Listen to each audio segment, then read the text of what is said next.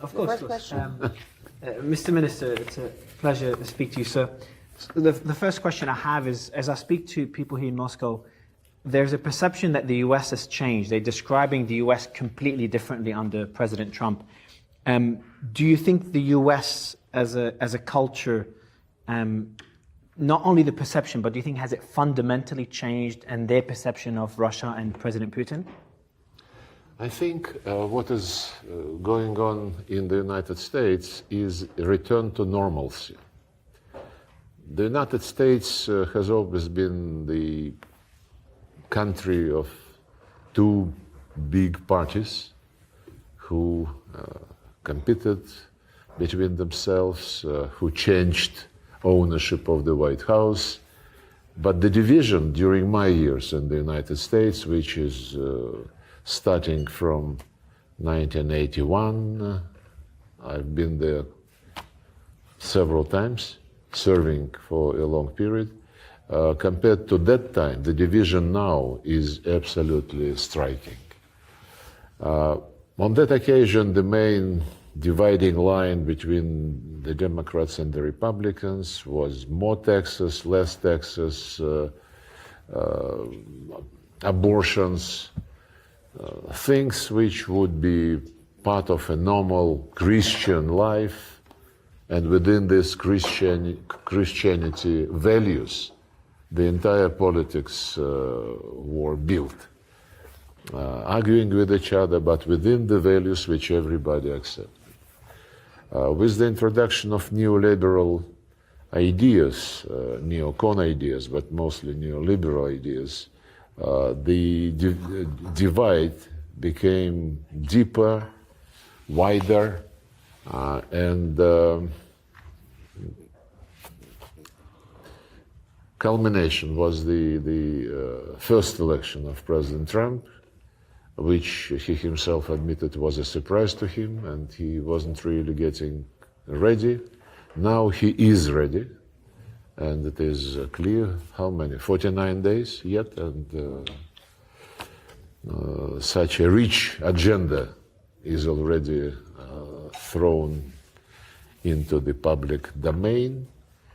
So this split motivated, first of all, by the departure from Christian values, by the leadership of the Democratic Party, in my view, by promoting without any limits the LGBTQ, whatever comes next.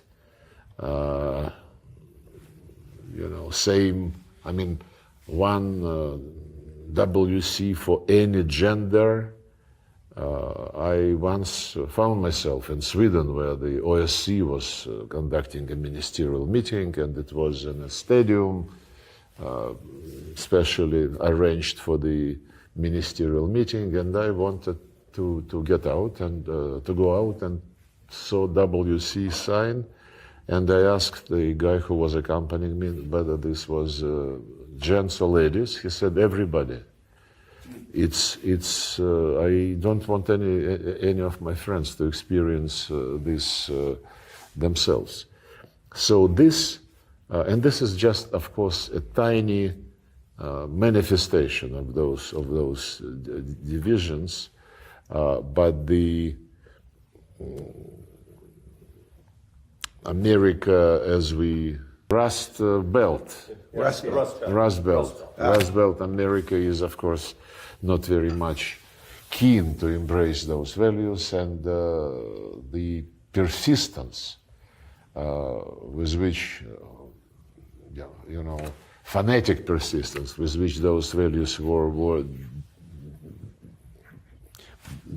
promoted to the population certainly made quite a number of people to decide for themselves that this is not what they want, and they supported Donald Trump. So it's back to normalcy as we understand normalcy.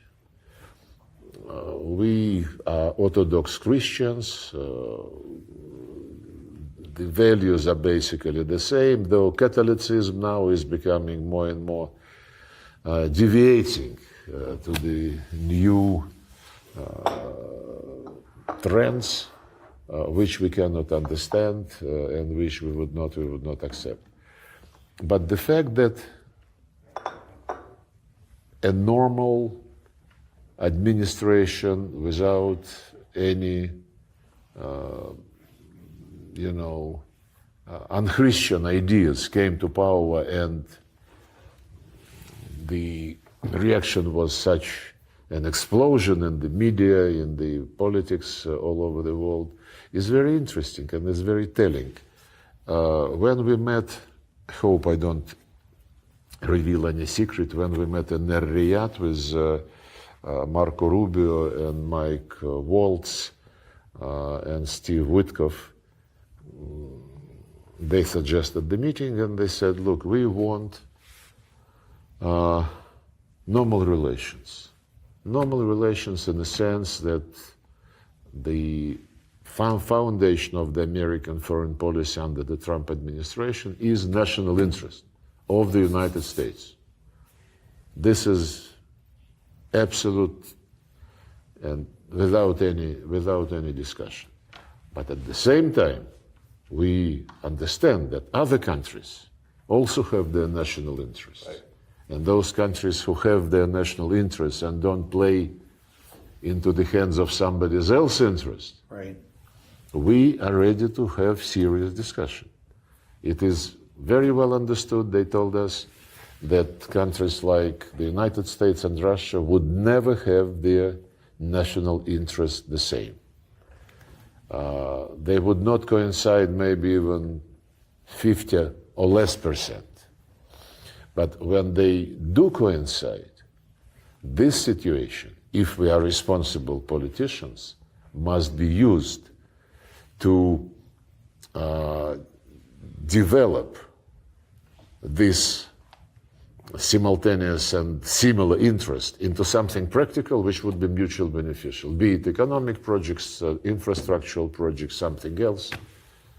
And then another message went, but when the interests do not coincide and contradict each other, again, this is then the responsible countries must do everything not to allow this contradiction to degenerate into confrontation, especially military confrontation, which would be disastrous for many other countries. Right. We told them, we fully share this logic. It's absolutely the way President Putin wants and does conduct our foreign policy. He always, since he became president, underlines in his contacts that we are not imposing anything on anyone, and that we are looking for a balance of interest. Same logic, absolutely. And some people would say, "Oh, Russia is now changing and is turning away from the East, from China, from India, from Africa." It's an illusion. And euphoria is not what should be guiding us in foreign policy. By the way, China, for decades, has relations with the United States based exactly on the formula which I just described. Mm-hmm. They sometimes call each other names, which we don't mind. I mean, we also, in modern diplomacy, are using to get to new vocabulary. But they never interrupted a dialogue. They would say, hands off Taiwan, hands off South China Sea. But let's meet and talk. It's the same approach, the same logic, which is now accepted by the Trump administration in its relationship with the Russian Federation. And I think it's only right. There are no two persons who would be 100% alike. And same with countries. And countries who can seriously influence the fate of the world, militarily, the nuclear powers in particular, of course, they have special responsibility. not to shout at each other, but to sit down and talk and say, more or less like it was handled by cowboys in many of the Hollywood movies. He said that you know, and I know that you know that I know, and what are you going to tell me? Something like that. Yes, please, Andrew. So, Mr. Minister, a pleasure to be here. An early happy birthday to you. You'll have a special birthday coming up. I have the same one shortly afterwards. Really? Yes, we are the Same day? No, shortly after. We are the same age. We were born in the same year. Yes. And thank you for inviting us here. I want you to talk to us about NATO and the reaction in the foreign ministry to the treachery of NATO, and how the foreign ministry will view it if and when the United States leaves NATO. Well, it's a long story, of course, and it is a story about illusions, beliefs, disappointments, about partnership degenerating into rivalry, and then confrontation and animosities. Well, I wouldn't recite the story about how the Jim Baker and others promised to Gorbachev that NATO wouldn't move an inch to the east, and when they had to modify this offer because GDR and West Germany were merging. It was agreed on paper legally. Now they say that there is no legal obligation not to expand NATO. Fine, if you can only be made implement your promise by court, then of course you need legal obligations all over you. But if you are a person of dignity, a man of dignity, if you agreed on something by political commitment, you have to deliver. But at that time, when Germany was reunified, it was written in a legal paper, this 2+4 process, that GDR would become part of Federal Republic of Germany, and thus would become part of NATO, but there would be no NATO infrastructure whatsoever on the GDR, former GDR territory. They are backtracking on this one now again. They are deploying some NATO command in GDR, in the East Germany. But Gorbachev believed that this was the serious promise, serious commitment. Then we were very much disappointed to watch how NATO not only, of course, admitted East Germany, but by 2004, the expansion the NATO expansion included the 3 Baltic republics, former republics of the Soviet Union, and then this ball was rolling, picking up more and more contenders, those who wanted to become the members. And Foreign Minister Primakov in 1997, he was suggesting to have some understanding between Russia and NATO. NATO-Russia Founding Act was negotiated, which was about equality, about mutual respect, about cooperation in various fields against terrorism, against illegal migration. Actually, on that basis, NATO-Russia Council was created, which was running like 80 to 90 projects annually. There was cooperative program on Afghanistan. The Americans would get the Russian helicopters. We'll pay for them. We would service them on the ground. The Russian Soviet-made helicopters were most appropriate for the Afghan conditions. Counter-terrorism, drug trafficking, and then the expansion continues. And at some point, it was still Yeltsin. Primakov already became prime minister. And in 1999, there was an OSCE summit in Istanbul. And Yeltsin went there. They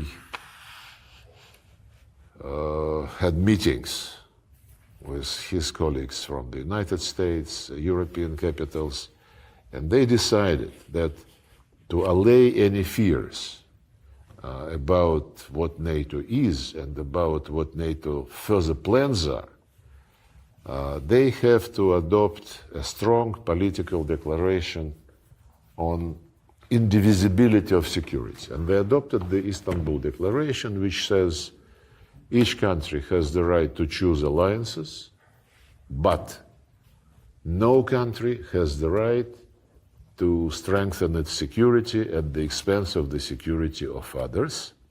And therefore, the most important paragraph, and therefore, no country, group of countries, or organizations in the OSCE area could ever claim dominance. NATO was doing exactly the opposite.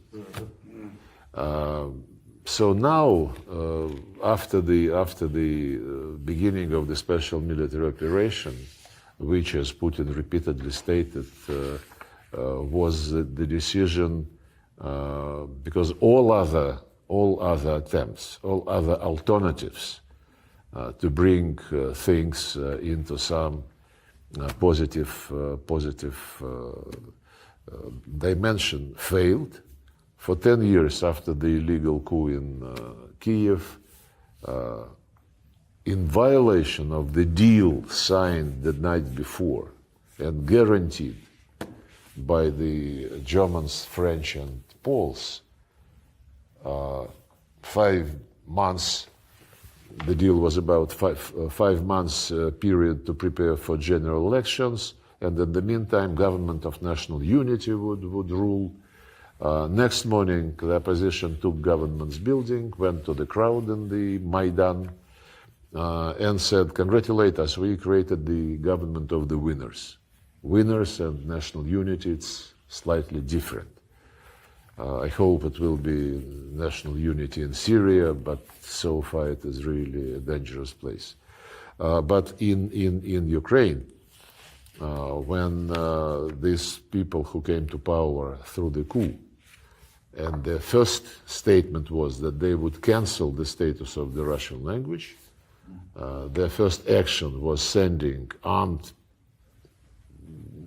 fighters to storm Crimean parliament, when they called terrorists the citizens of eastern and southern Ukraine who said, "Guys, wait a minute, you came to power by an illegal coup.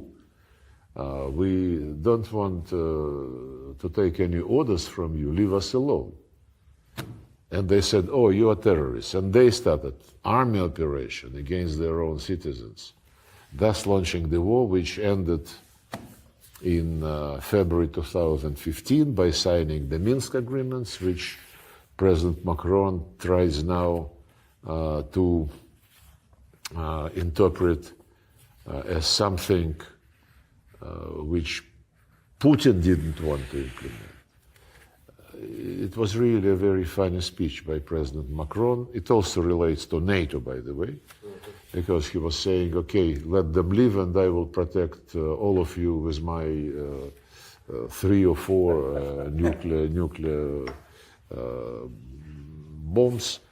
But on that occasion, we spent 17 hours non-stop in Minsk, and the deal was agreed. And after that, well, I'm deviating from NATO, but you would understand me. And after the deal was agreed, it was endorsed by the Security Council. And a very interesting moment. When we finished negotiations, Poroshenko, with support of Macron and Merkel, of Hollande and Merkel, said that he would not sign this paper unless it is signed by the separatists, as he called them. And the heads of the two self-proclaimed republics, Donetsk and Lugansk, they were in the same city of Minsk in another hotel, and they said they would not sign this because it was negotiated without them, and this was a document providing for territorial integrity of Ukraine with just special status given to these two tiny territories, to be frank.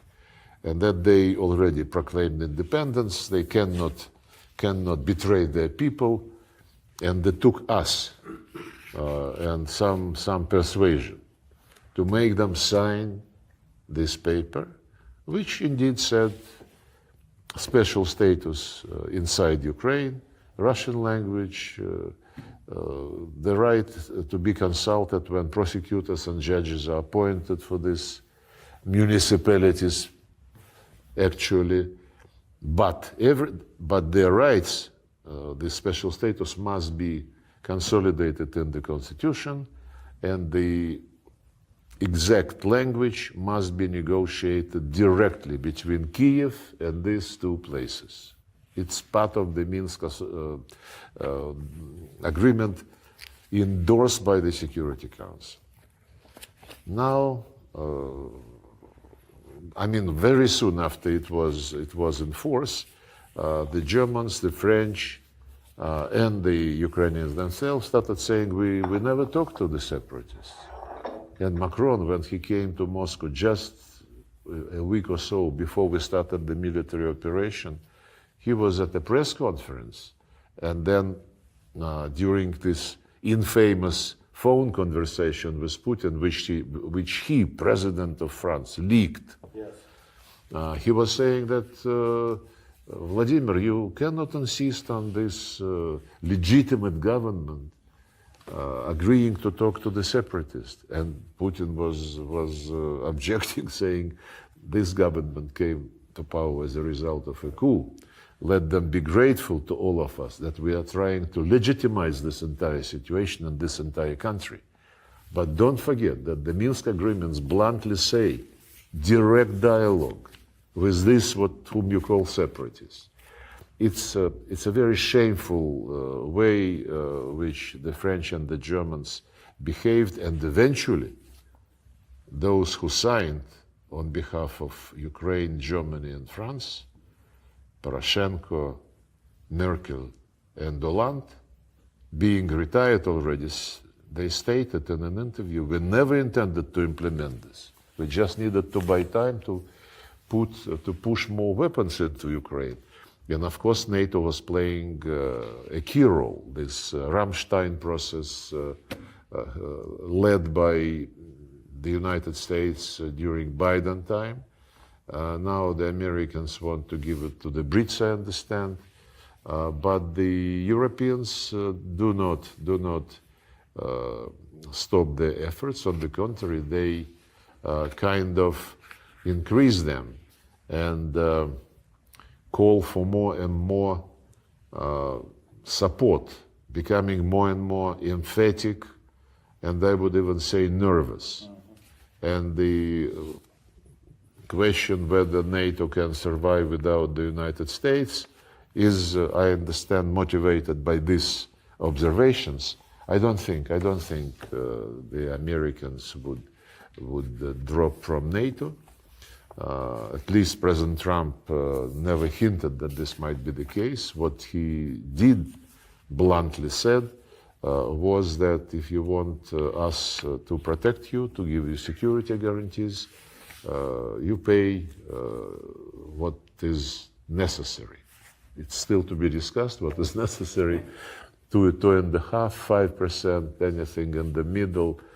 But he also said that those who fulfill the criteria of the percentage of GNP, to be contributed to NATO, them, the United States would guarantee that they are safe and secure. But he doesn't want provide these guarantees, security guarantees to Ukraine under Zelensky. He has his own view of the situation, which he bluntly presents every now and then, that this war should have never started, that the pulling Ukraine into NATO in violation of its constitution and violation of the Declaration of Independence of 1991, on the basis of which we recognized Ukraine as a sovereign state, for several reasons, including that this declaration was saying no NATO, no blocks, neutral status. And another thing which this declaration also confirmed and solidified, the all rights of Russian and all other national minorities are to be respected, which, by the way, is still in the Ukrainian constitution, in spite of the fact that the series of laws they passed since 2019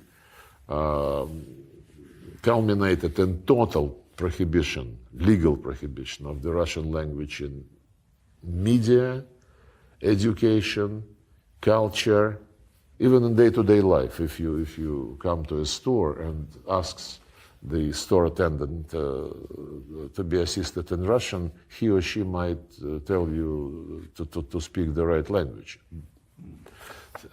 Such issues happen. And of course, this was a very different situation. Since then, they included the NATO membership into the constitution, while keeping the national minorities guarantees. They declared that NATO is the future of Ukraine, European Union also.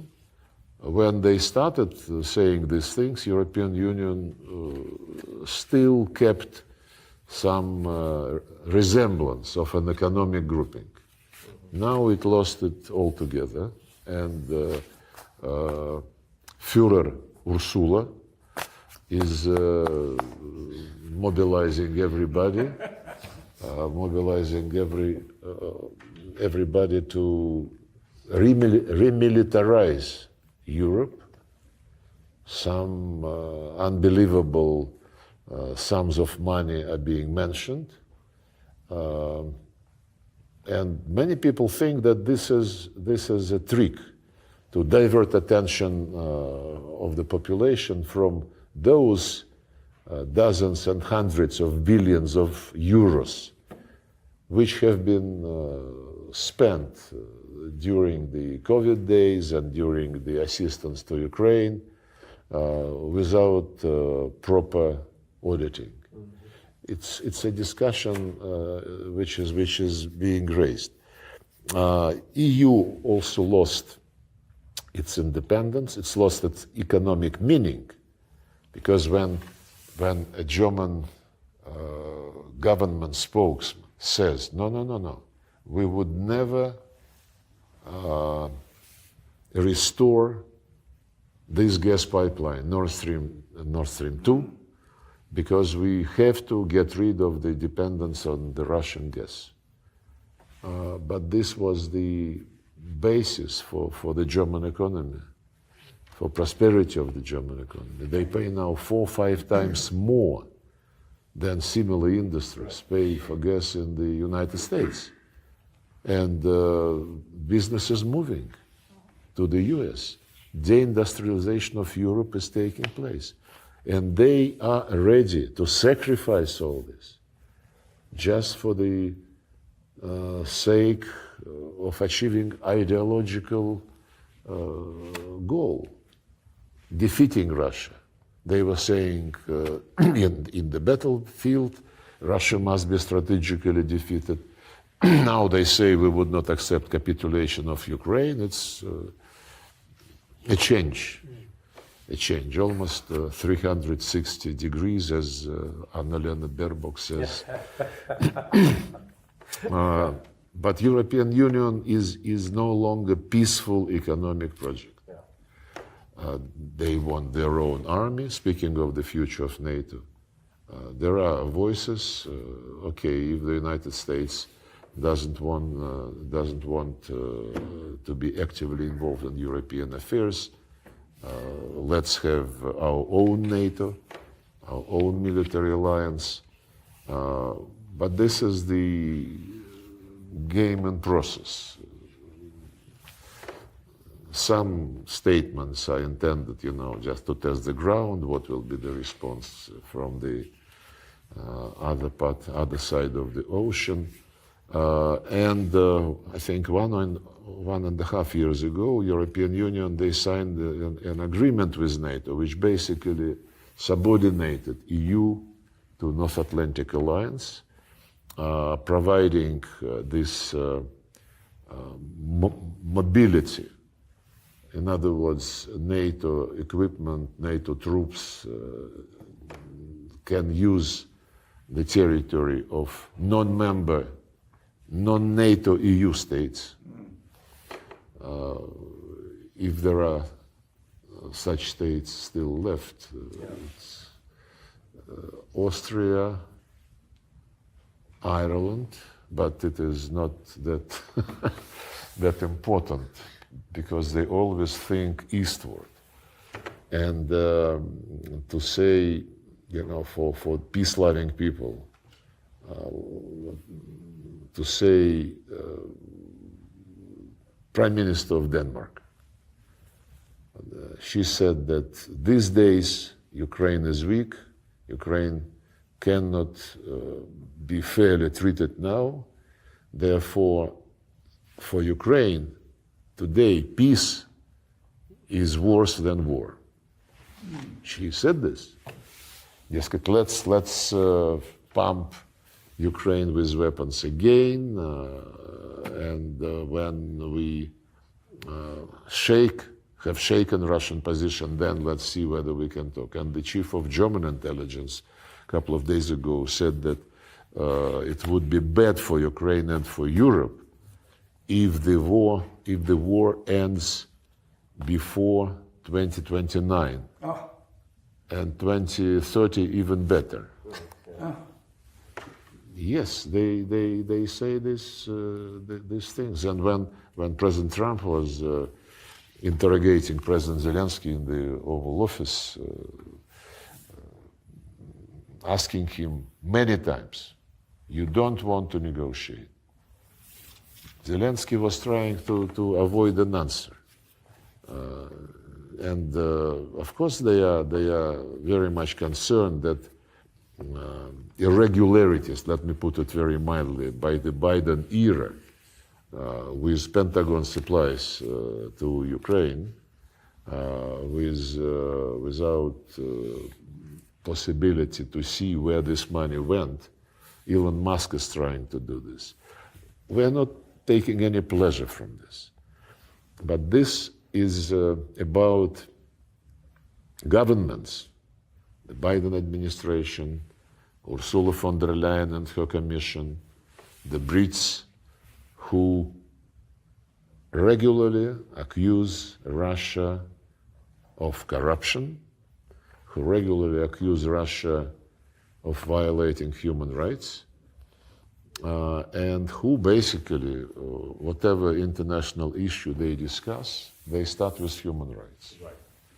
Iran, Venezuela, Cuba, of course, Nicaragua, South Africa now violated human rights by passing a law on land. Central Asia, whenever there are several formats between the West and Central Asia. Human rights are on top everywhere. But on Ukraine, where the Russian language has been exterminated legally and physically, there is a special agency to watch for this legislation to be fully implemented. Nobody ever mentioned human rights except us. Now Hungarians, Bulgarians start raising this issue because they also have their minorities. In Ukraine, which was carved up mostly by Stalin after World War II, cutting through the basically like colonial powers did in Africa. Look at the African map. Just by a ruler, they draw the borders. In case of Ukraine and its neighbors, it's different because it was individually carved out. But divided nations, yes.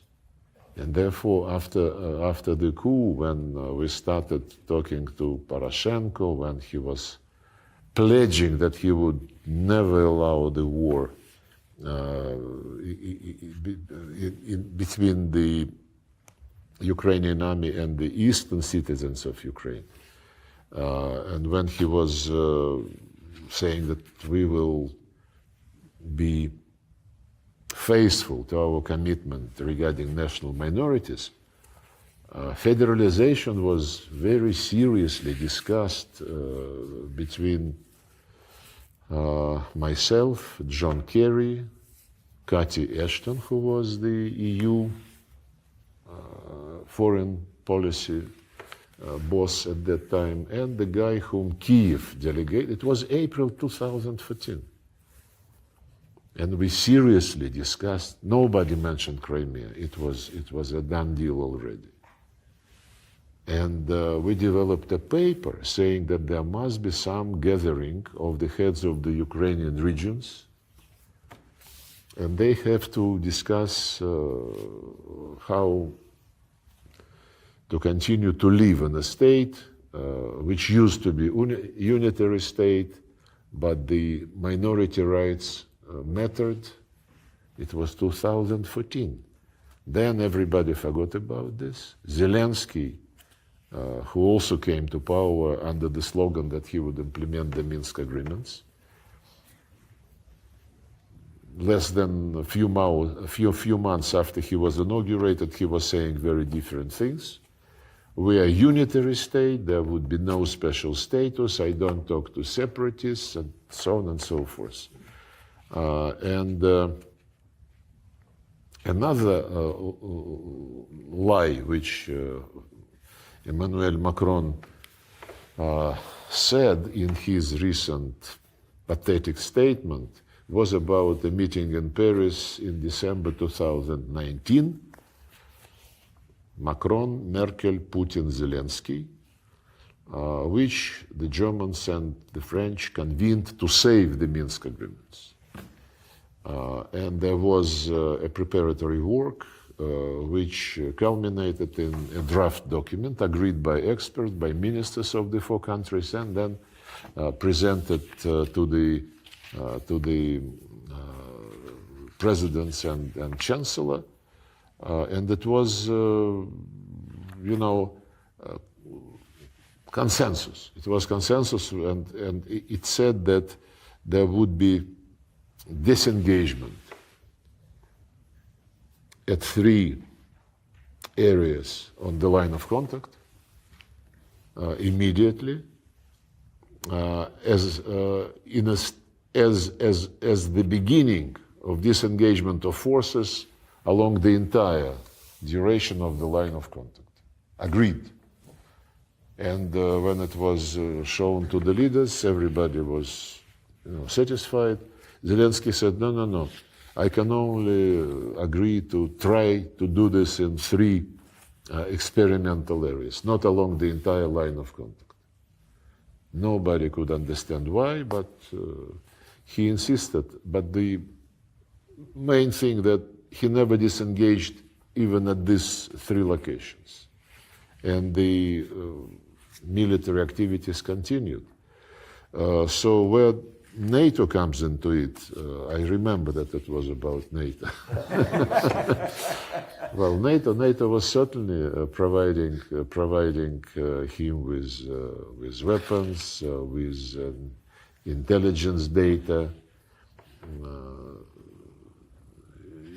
It continues until now. Americans announced that they are withdrawing, maybe temporarily, maybe not. They are withdrawing the instructors and experts who helped guide high-tech missiles, but others remain there.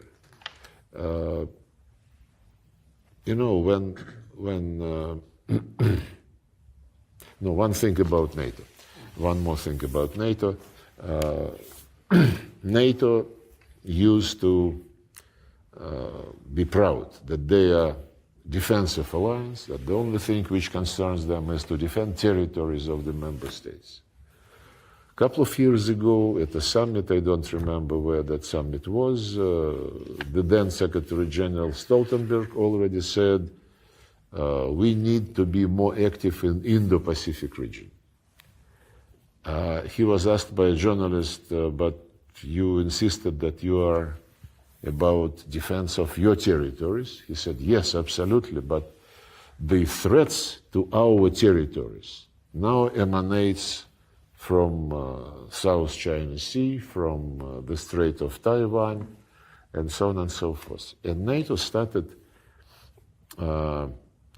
they started building their non-inclusive blocks, troikas, quads, AUKUS.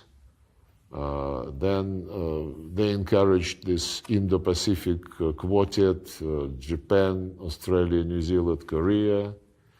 They developed their cooperation with Japan and South Korea, joint exercises, and with South Korea, the nuclear elements already are involved and discussed. So NATO, they are opening, as far as I understand, an office of NATO in Tokyo or on some of the islands. They're trying to pull some ASEAN countries out and to bring them into this limited membership closed clubs. Philippines is case in point, Singapore is case in point. And the concept of security, which was developed by ASEAN through many decades, and which included participation of everybody on an equal footing, including China, US, India, Russia, Japan, Australia, New Zealand, Korea.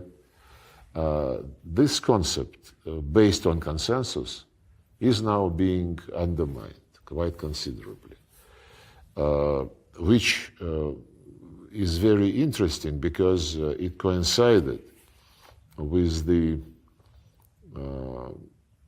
period when we started rethinking our own security and Eurasian security.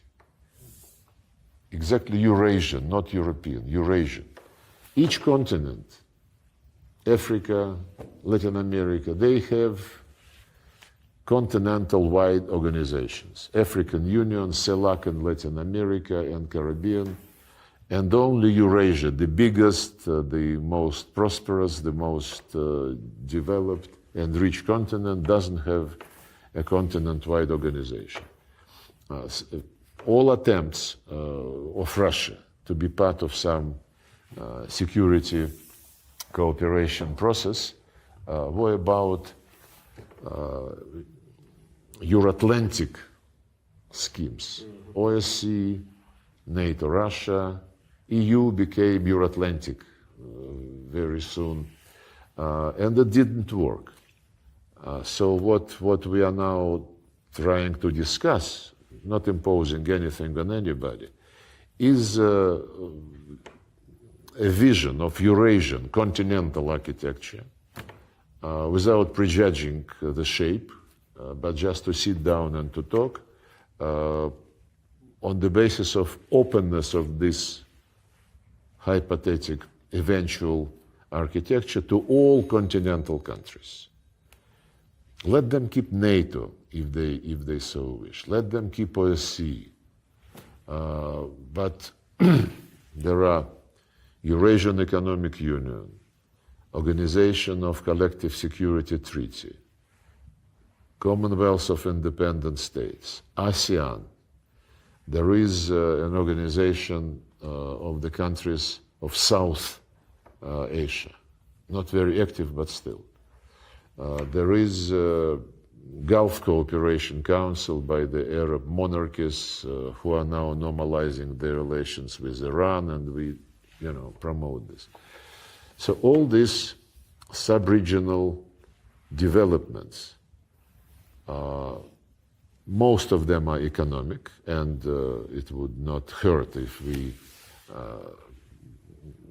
unite these efforts, organize a division of labor to save money, to save effort, to harmonize the economic plans. Putin called it Great Eurasian Partnership. And who knows, maybe many years from now, it would be a material basis for some security architecture, which must not be close to the western part of the continent. Well, this is not very brief, but Fascinating. Shortly about NATO. Yeah, Larry, please. I'm not sure I trust my own country. And I know that the Russian government is quite sincere in looking to pursue a diplomatic solution. What troubles me, and it's something that I continue to hear now from people in significant positions, just as the United States cynically developed a relationship with China in 1972 under Nixon, it was for the express purpose of going after then the Soviet Union, wanted to make sure that they split them apart. I have heard several people, and I know that this Elbridge Colby, who is going to be like the number 3 person in the Department of Defense, that they see China as the enemy, and they believe that they can split Russia from China, and again, use you, not you personally, Mr. Minister, but the country, as a wedge against China. Now, I've tried to say that's foolishness, because unlike the United States, the Russian government takes its agreements seriously and adheres to them. So how do you think, what will be Russia's approach in juggling this let's call it subterfuge by the United States to, on the one hand, offer you a hand of friendship, but at the same time, they have not released their desire to destroy your country and to also use you cynically against the Chinese? Well, we have been through this, as you mentioned, in 1972, when Nixon wanted the relationship in this triangle to be like this. The relations between the US and China and the US and Russia, both must be better than the relations between Moscow and China. Yeah. A combination. Well, it's a nice philosophical construction, but the current situation is radically different. Yes. We never had the relations with China which were that good, that confidential, that long-term built, and that would be enjoying support of the peoples of both countries. The Americans know that we would not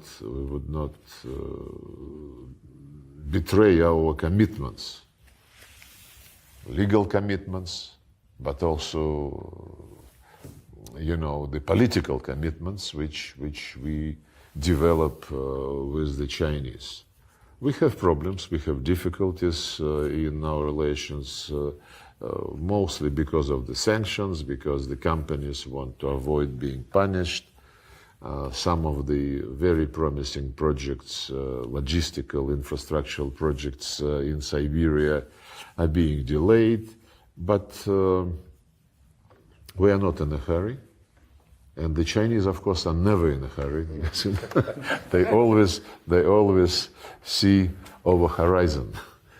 This is the national character, and we respect this. Actually, again, I wouldn't probably reveal a secret. When Biden and Putin met in June 21 in Geneva, it was in the middle of COVID-19 pandemic, coronavirus, what have you, and in a brief discussion, and with only the foreign ministers present, Biden said, I start rethinking the absolutism of democracy, because the countries who have authoritarian rulers, they cope much better with the COVID infection than we are. In our case, each state has some kind of leeway, and they decide to vaccinate or not to vaccinate. And the Chinese and Russia, he said, acted better than many others.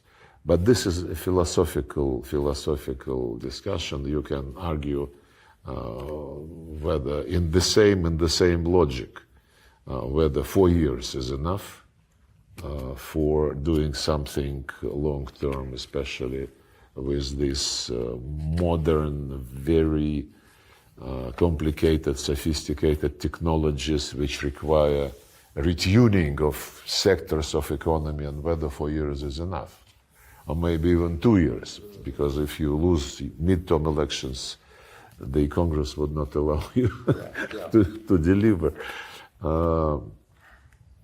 I don't know. I think the answer is, let each nation choose its destiny, its future. It will be exactly in line with the United Nations Charter, which says sovereign equality of states, no interference. One example, Afghanistan. The democratic experiment failed completely, and it totally ignored the centuries and centuries old habits and rules, if you wish, unwritten rules of this civilization. So we would be very much cautious regarding any imposition. And Trump is already saying about a meeting at 3, US, China, Russia. He mentioned that he would like to discuss nuclear weapons and security issues. We would be open to any format which is based on mutual respect, on equality, no prejudged solutions. If our Chinese friends would be interested, it would be their decision.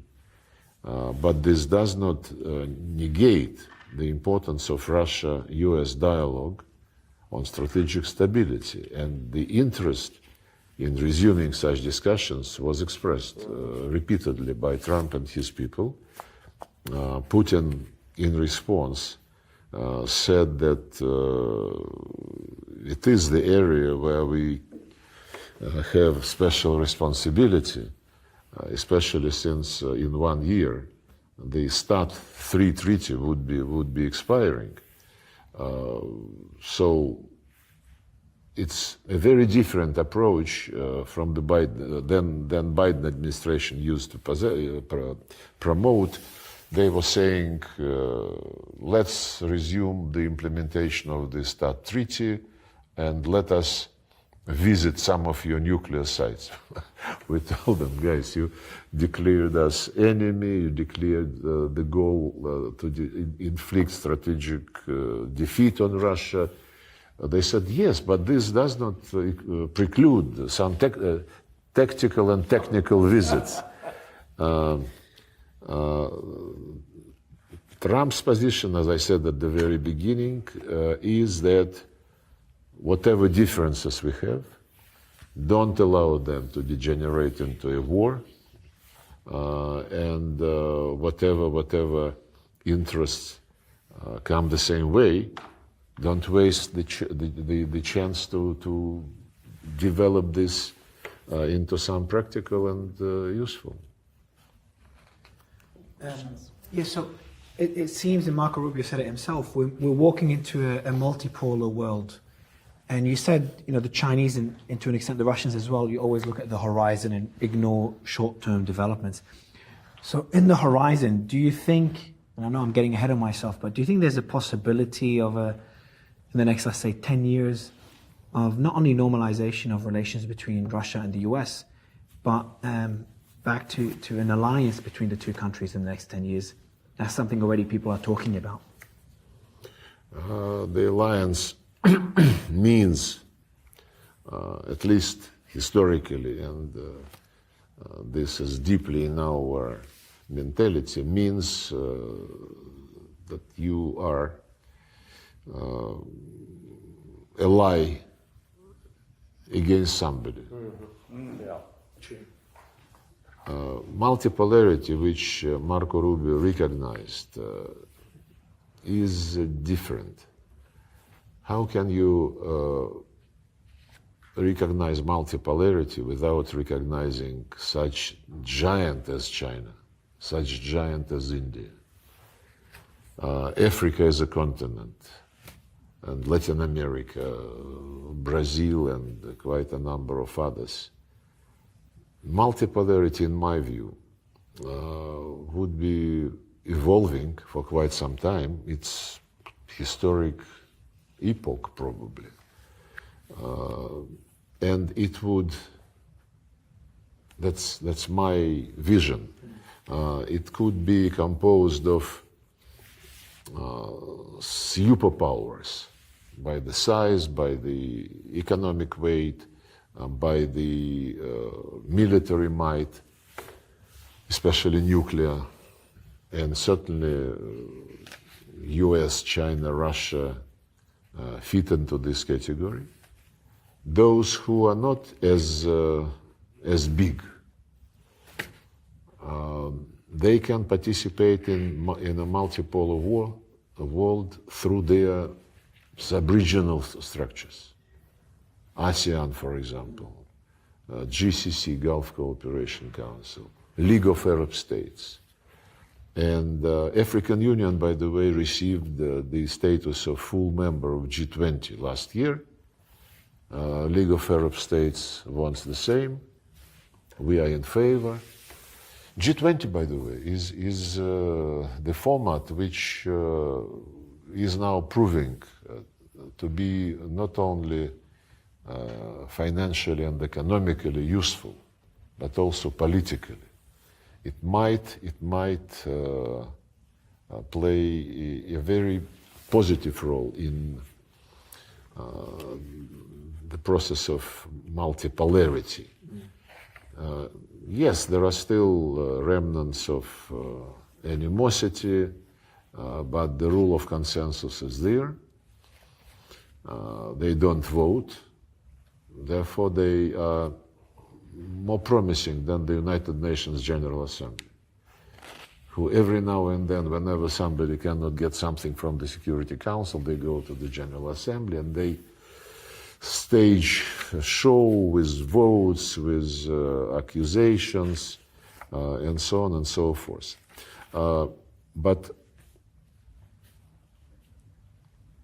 not only Marco Rubio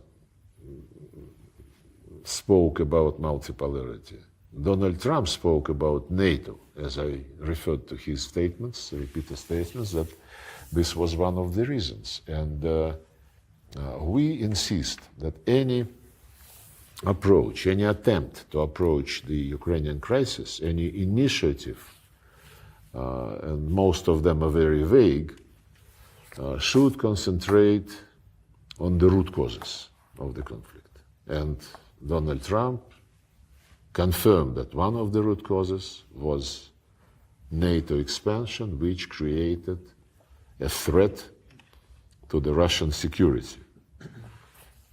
I, by the way, would like to emphasize in these new circumstances after the January 20 that the importance of Ukraine for the Russian security is many, many, many times bigger than the importance of Greenland for the US security. Well, that's for sure. And the second issue about root causes, I also referred to the extermination of the Russian language, media, culture, prohibition of opposition parties, prohibition of some opposition media, even published in Ukrainian language and operating in Ukrainian language, murder and disappearance of journalists, not to mention the military crimes, war crimes against the people in Donbass immediately after the coup when they called them terrorists.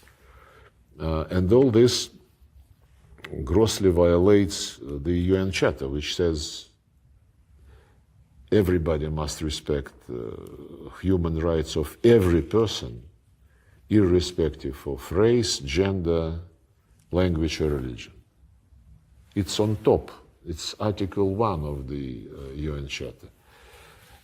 I've been calling upon the Secretary General of the United Nations, and I was challenging the journalists in the United Nations. Whenever I visit, I have a press conference.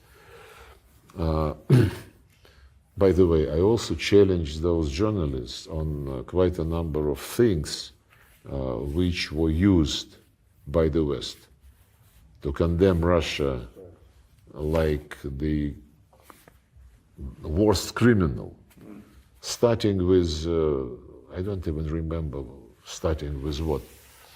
Downing of Malaysian Boeing MH17, July 2014.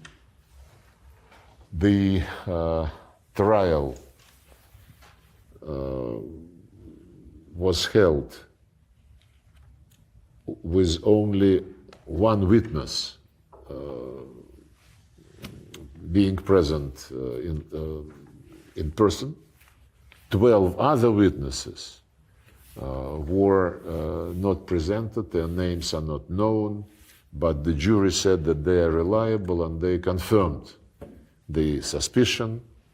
So it is still very, very murky.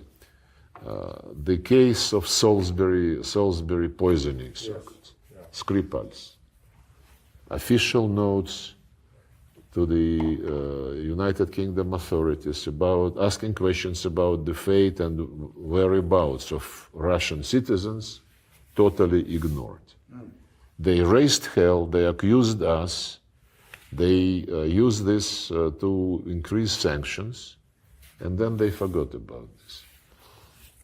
The same is true about Alexei Navalny, who died in prison, serving his term, but who was, a couple years before that, he was treated after alleged poisoning in Russia. He was taken in less than 24 hours to Germany, and he was treated in Germany. It's an interesting story. The Germans, we were asking questions. He is our citizen, and we wanted to know the truth, what happened to him. They said that the civilian hospital did not find anything, and he was treated in the military hospital of Bundeswehr, where, they told us, they found Novichok, this substance, in his blood. We asked to see the test. Right. It's only natural. He's our citizen. We are being accused of maltreating him. They said, no, we are not giving this to you because you might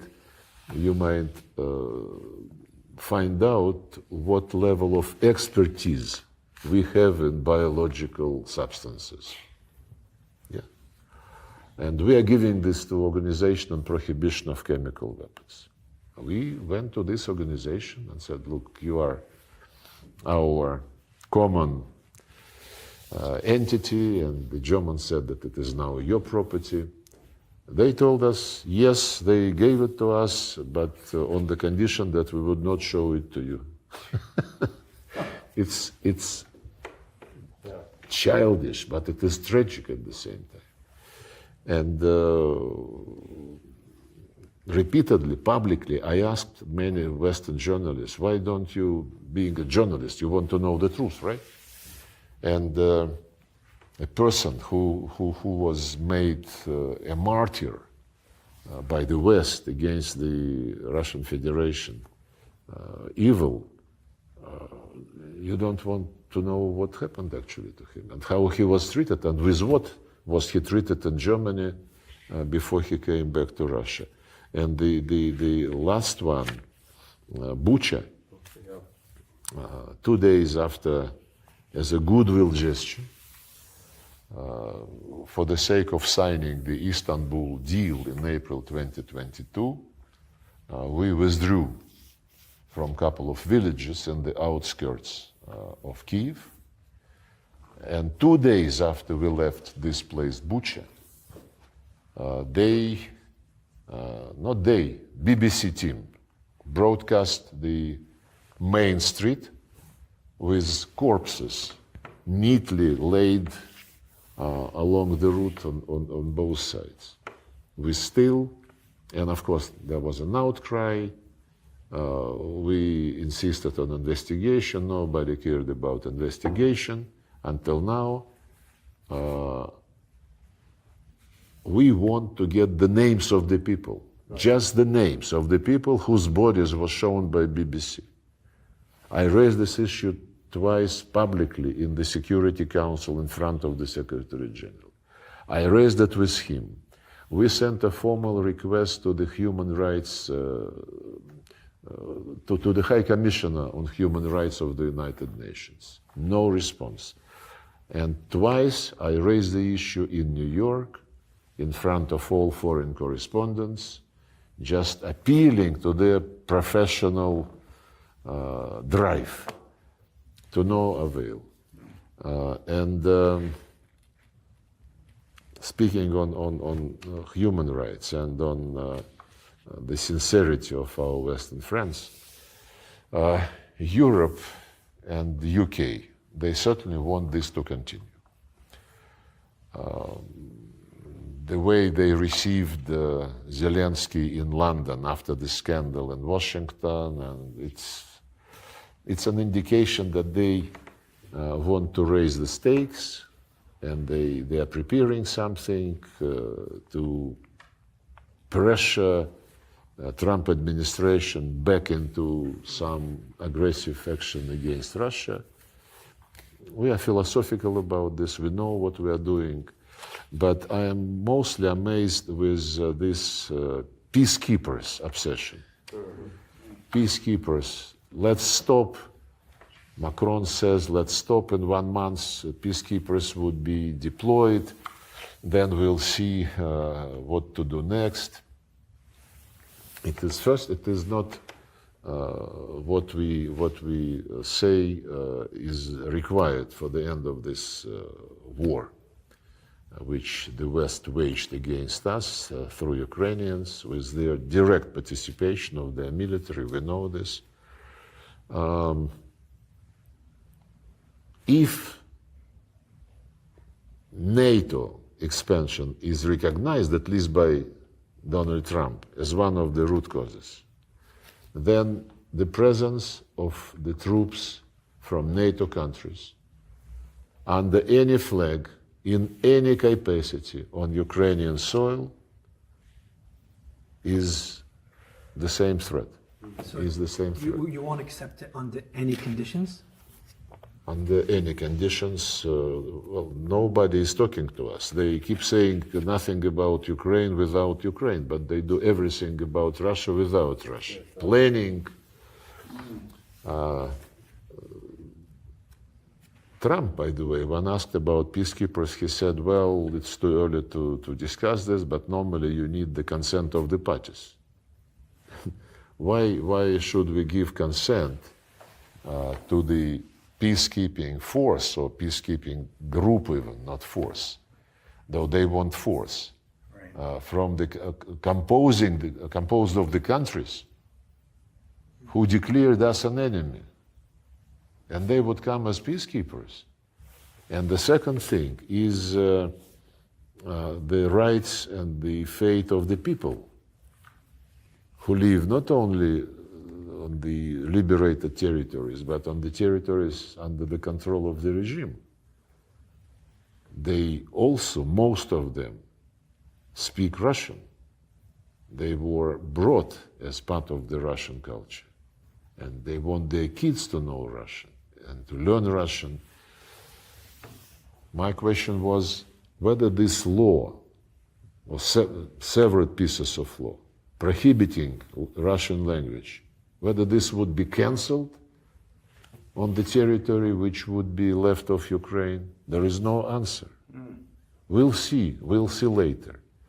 And if you'll see later, another question, whether you would still keep this monument to Bandera, who collaborated with Hitler and was accused, convicted by the Nuremberg Tribunal in absentia. And this monument, for the first time, Israeli ambassador was shown, and he said, I never suspected that, this was the case. Israeli minister. Minister of Foreign Affairs. So the rest of Ukraine would keep this monument and would keep prohibition of Russia, would stage the torch marches with insignia from SS divisions. Then, with all respect, this would be not a group, a force keeping peace. This would be a group keeping and protecting the Nazi regime. Right. And this is absolutely non-starter. May I ask you about Gaza? President Putin has expressed outrage at the genocide in Gaza. What will be the position of the foreign ministry if the Netanyahu regime attacks Iran, as Prime Minister Netanyahu has publicly threatened? Unfortunately, we used to have good relations with President Netanyahu. Putin always is underlining when he speaks about this region that the solution is impossible without a Palestinian state and without a reliable security arrangements for Israel. The two states were created by the decision of the General Assembly, 1948. And the decision, I don't remember the exact wording, but the decision basically conditioned the creation and existence of one state against the creation and conditions of another, and the existence of another. Now everybody who wants a Palestinian state speaks about 1967 borders. Which is very different from 1948 borders, which were supposed to be the borders of Israel and of Palestine. If you take a look at a map now, 1967 borders is like galaxy compared to what you have, and the West Bank is all in settlements. And the latest development I saw many reports that Israelis decided to annex in a specific way the West Bank by taking it under total control without sending Palestinians out, but concentrating them in several municipalities. Not in camps, in municipalities. Is Iran part of the current negotiations as well? On The peace negotiations when it comes to Ukraine, does that include other on geopolitical Ukraine. issues? On Ukraine. Yes, so as President Putin and President Trump are talking, is it purely about Ukraine, or could it include other geopolitical interests for Russia? No, we discussed the situation in the Persian Gulf. We discussed the joint comprehensive action program on Iran nuclear issue. We are in favor of restoring the original program from which the Americans dropped during the first Trump government. There are some contacts on the European side. We would be in favor of resuming the format which developed the original deal endorsed by the Security Council, which is France, Germany, UK, US, Russia, China, and Iran. We'll see how it goes, but what is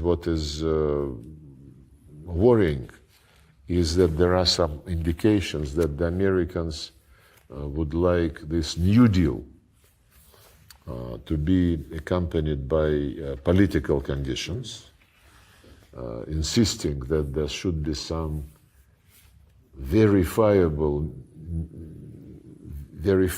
arrangement for Iran not to support groups in Iraq, in Lebanon, in Syria, anywhere, which I don't think is going to fly. Look, all countries of this region in the Gulf, all of them have influence beyond the borders of their kingdoms, emirates, Northern Africa. They undertake quite a number of programs, humanitarian, economic programs. They mediate a lot. Sudan, for example, and domestic crisis in Sudan is being handled one way or another by some players in the Gulf. So to say that everybody has this right to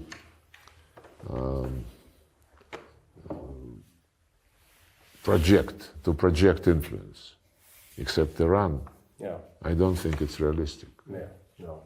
What about President Putin's statement June 2024 regarding the conditions for a settlement to even start negotiations with Ukraine? And my reading of it has been President Putin's position has been the same. Your position has been the same as the president's. It's been also by Vice Minister Rybkov has said it. And yet I think there are some in the West that perceive that you don't really mean what you say.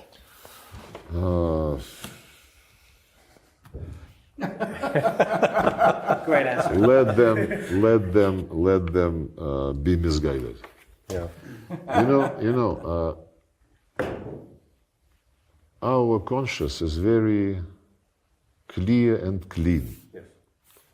And it is clean not because we use it seldom.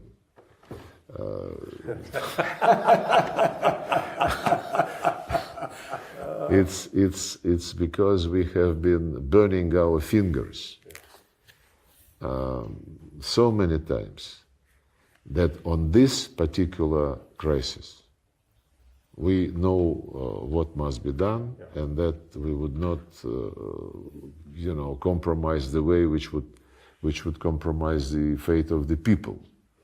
It's not about the territories, it's about the people who were deprived of their history by law, who were, when Zelensky was asked in September 21, before the operation, he was asked in an interview when the war was still going on in violation of the Minsk agreements. He was asked by an interviewer what he thought about the people on the other side of the line of contact. And he said, it's still on the internet, you can see it. There are people and there are species. And if anybody living in Ukraine feels that he or she is a part of Russian culture, my advice to you, for the sake of your children, for the future of your grandkids, go to Russia.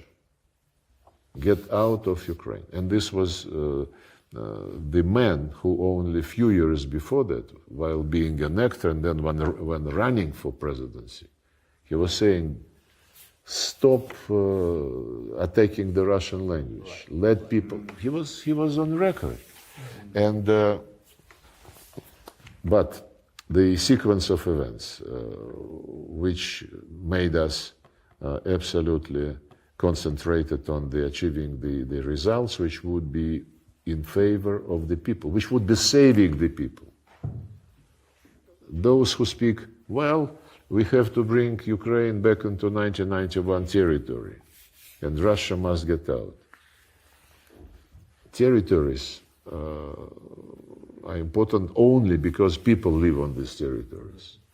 And the people who live on the territories which he wants back are descendants of those who for hundreds and hundreds of years were building Odessa and other cities on those very lands, who were building ports, roads, who were founding those lands, and who associated with the history of this land. By the way, UNESCO announced under huge pressure from Ukraine that the center of Odessa is now the site of World Cultural Heritage. It was which it deserved, but the decision was announced 1 week after the monument to Catherine the Great, the founder of Odessa, was toppled and thrown away. And UNESCO just went on as if nothing had happened. But just brief sequence of events. 2004, elections, the two candidates, one is considered pro-Russian, another is considered pro-American. He is married to some American politologist. The second round of elections in 2004, the pro-Russian candidate wins. But the crowd, instigated by the Europeans mostly, demands reconsideration of these results. And under huge pressure, the Constitutional Court of Ukraine adopts a decision to hold a third round, which is not provided for in the Constitution. Constitutional Court expanded without any right the constitutional procedures. Then the pro-Western candidate wins, Mr. Yushchenko. Fine. There was no Maidan, no revolution, nobody was instigating people to do it. And then at the next presidential elections, the candidate who was considered pro-Russian, Mr. Yanukovych, he is winning in a very clean way, nobody challenges him.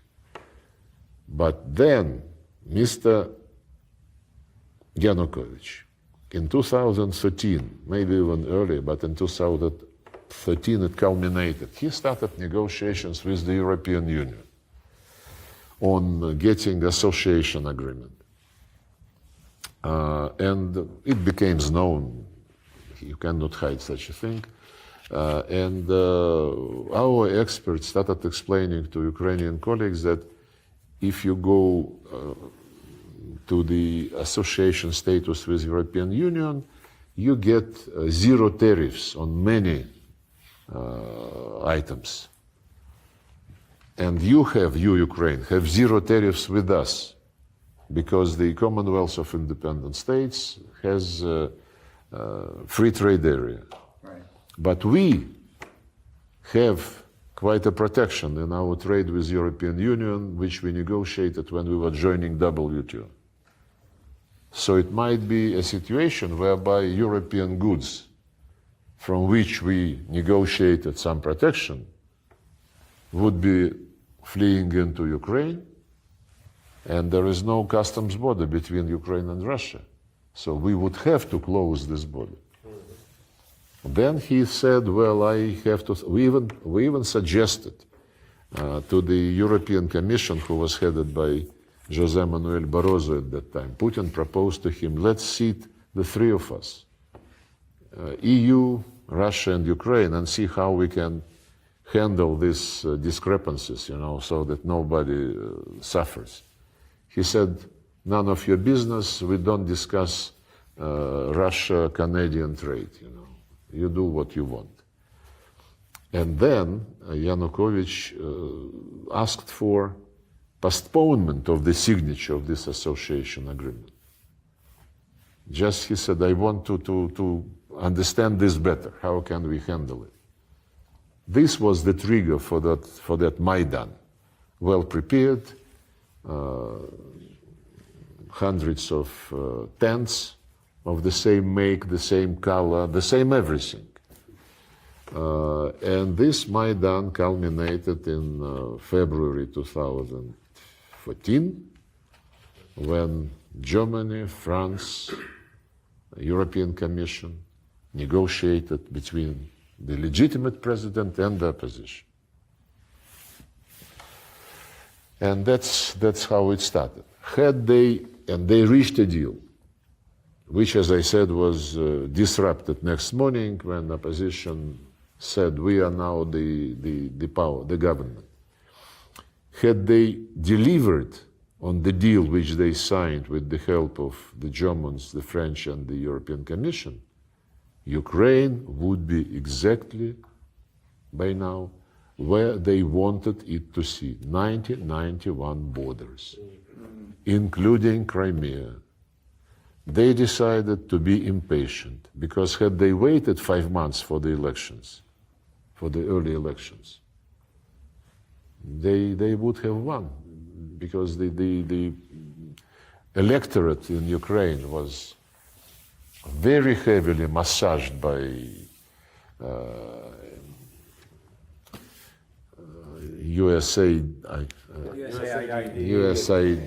yes, and the figures which are popping up now and which Trump was reading out in Congress,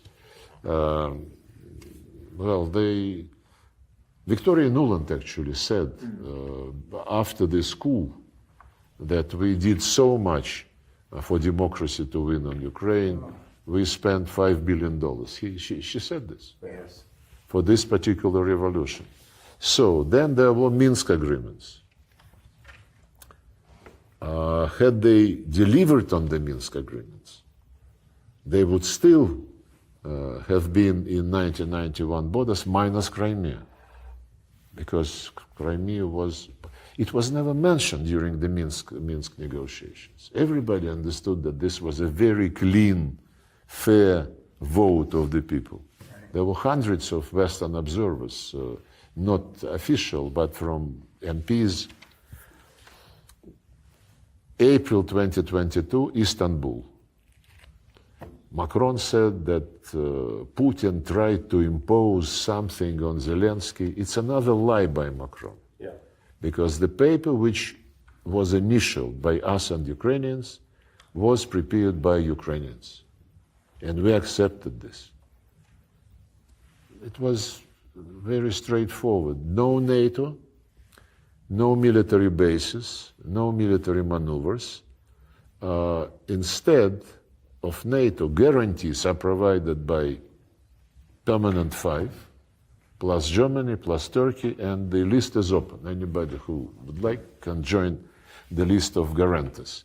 And these guarantees do not cover Crimea and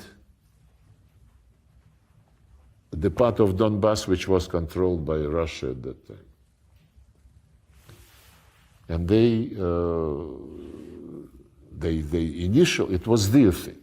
Yeah. And these principles were initial, and there was an agreement to develop a treaty paper on this basis. Then Boris Johnson said, don't do it, continue to fight, just like the head of German intelligence now says that we cannot stop until 2029.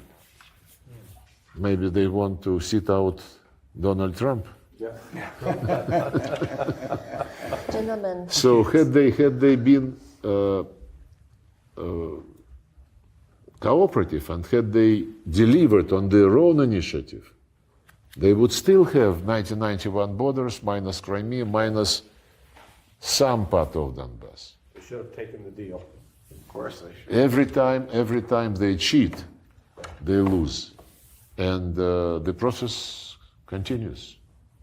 You know, it's been said that you're the Metternich of the modern era, but I think that's wrong. They should say that Metternich was the Lavrov of his era. Thank you very much. thank you. Thank you.